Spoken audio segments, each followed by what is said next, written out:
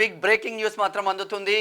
ఖమ్మం జిల్లా Khammam sitting BRS ఎంపీగా ఉన్న నామా నాగేశ్వరరావు కంప్లీట్ గా బీజేపీలోకి వెళ్తా ఉన్నారు. రేపు కానీ ఎల్లుండి కానీ బీజేపీలో జాయిన్ అయ్యే అవకాశాలు ఉన్నాయి. దానికోసమే బీజేపీ ఎంపీ సీటు కూడా ప్రకటించకపోవడంతో అదే అనుమానాలు మాత్రం రేకెత్తుతున్నాయి. మొత్తం మీద ఇప్పటికే 17 ఎంపీ సీట్లకు బీజేపీ ఇప్పటికే 15 ఎంపీ సీట్లు కూడా ప్రకటించిన విషయం అందరికీ తెలిసిందే.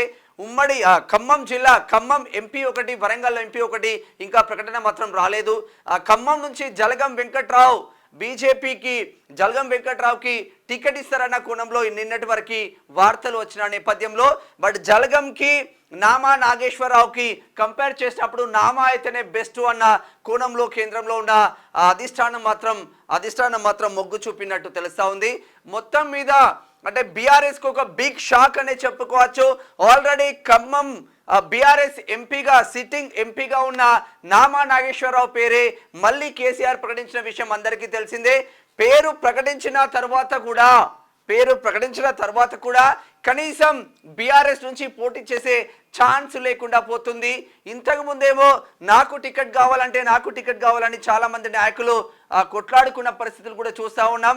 కనీసం ఇప్పుడు టికెట్ ఇస్తాం బాబు, మీరు జస్ట్ ఎంపీగా పోటీ చేయండి, మేమే పైసలు ఇస్తామన్న కోణంలో అష్యూరెన్స్ ఇచ్చినా కూడా వాళ్ళ ఇక్కడ ఉన్న తెలంగాణ పరిస్థితులను బట్టి బీఆర్ఎస్ ఒక్క ఎంపీ సీటు కూడా గెలిచే ఆస్కారం లేకుండా పోయింది. ఎక్కడికక్కడ బీజేపీ చెక్ పెడుతుందనే చెప్పుకోవచ్చు.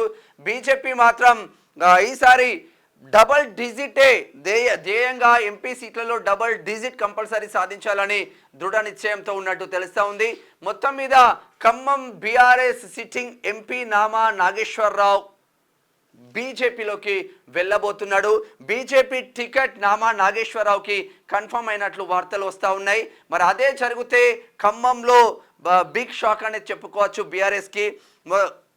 ఇప్పటికే Zaheerabad BRS sitting BRS MP బీజేపీలకు వెళ్ళిన పరిస్థితి, అక్కడ టికెట్ కన్ఫర్మ్ చేసుకున్నాడు బీబీ పాటిల్.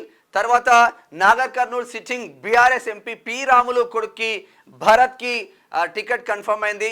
ఇట్లా ఒక్కొక్కరు సిట్టింగ్ ఎంపీలందరూ వెళ్తా ఉంటే ఇంకా బీఆర్ఎస్లో ఎవరుంటారన్న కోణంలో ఉంది. ఇక్కడ చేవెళ్ళ బీఆర్ఎస్ ఎంపీ కాంగ్రెస్లోకి వెళ్ళిపోయిన పరిస్థితి. కాంగ్రెస్ చేవెళ్ళ నుంచి ఇప్పుడు కన్ఫర్మ్ టికెట్ కన్ఫర్మ్ అయింది, తను కాంగ్రెస్ నుంచి పోటీ చేయబోతున్నాడు. Peddapalli TRS BRS sitting MP నేత వెంకటేష్ నేత కూడా కాంగ్రెస్లోకి వెళ్ళిన పరిస్థితి. మరి ఎవరుంటున్నారు ఇంకా బీఆర్ఎస్లో అంటే బీఆర్ఎస్ మొత్తం ఖాళీ అవుతుందన్న కోణంలో ఉంది. తనకు పెద్ద ఎత్తున నామా నాగేశ్వరరావు అందరికీ సుపరిచితుడే. ఎంపీగా చాలా పెద్ద సేవలు అందించాడు. ఖమ్మంలో తనకంటూ మరి కమ్మ సామాజిక వర్గంకు చెందిన ఖమ్మంలో తనకంటూ ఒక కోటరి మాత్రం ఏర్పాటు చేసుకున్నాడు.